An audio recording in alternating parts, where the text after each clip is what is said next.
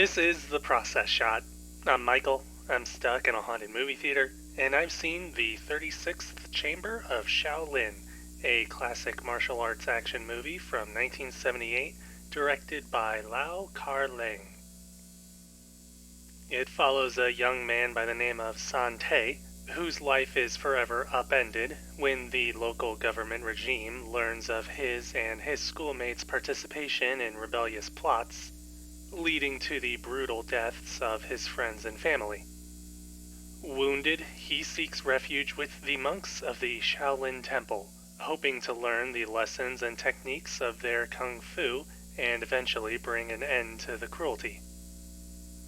But before he can go out, he must first work his way through the 35 chambers of the Shaolin Temple, and the 36th chamber?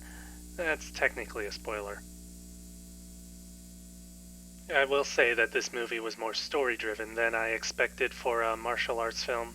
It almost ends up being like an action drama or a biopic.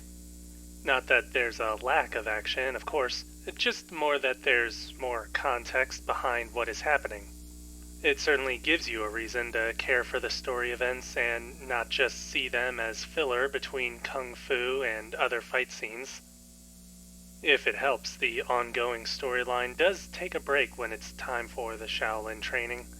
But even in this part of the film, things are still kept pretty interesting, mostly in the otherworldly imagination and exaggeration of the training and the fights.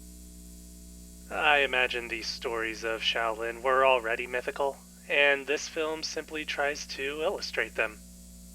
The characters themselves do end up being more archetypal than fleshed out.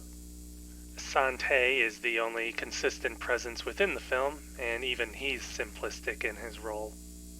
I mean, the film doesn't need to have an elaborate story with deeper themes, of course, nor does it even try for that. At its core, it just wants to have fun with its story and the artistry of kung fu, and it gets to that point pretty easily and very quickly. You might even describe it as an accessible sort of kung fu film, not challenging the viewer, but certainly being more than a showcase of stunt work. Speaking of which, the effects and fight choreography are definitely the centerpieces of the film. Even though they're simple, they're very stylized, generally to try and create a swiftness and speed in a person's movement, with almost hyper-exaggerated sound effects to match.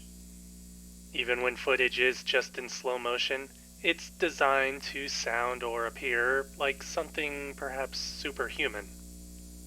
Best of all, it works, both to cover up a general lack of a higher budget, while maintaining a high sense of momentum and action during fight scenes.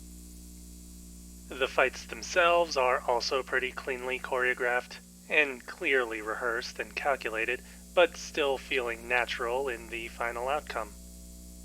Cinematography helps to mask the former from coming through too artificially, and editing also keeps the movement flowing well, especially within a setting with a large crowd or multiple fights to watch. Altogether, there isn't quite a unique visual style at play, being more practical in its images and framing, but that seems to be intentional to ensure the actual stunt work can be seen and believed. It would further seem that believing is one of the key ideas within the film, and not only believing the action, but believing in San-tae and his journey for justice. Or something like that, anyways. As far as I know, they just wanted to make a kung fu movie about taking down an oppressive regime.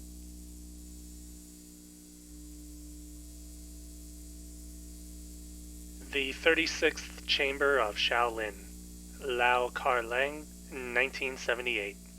4 stars. I'd say that it's worth giving a watch.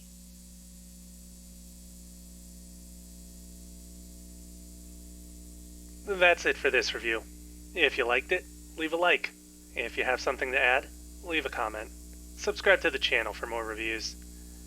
I wonder what you'd need to set yourself up with something that would play all the sound effects from this movie as you move your arms and legs around. Then again, I Wonder how long it would take before you get annoyed by all of that.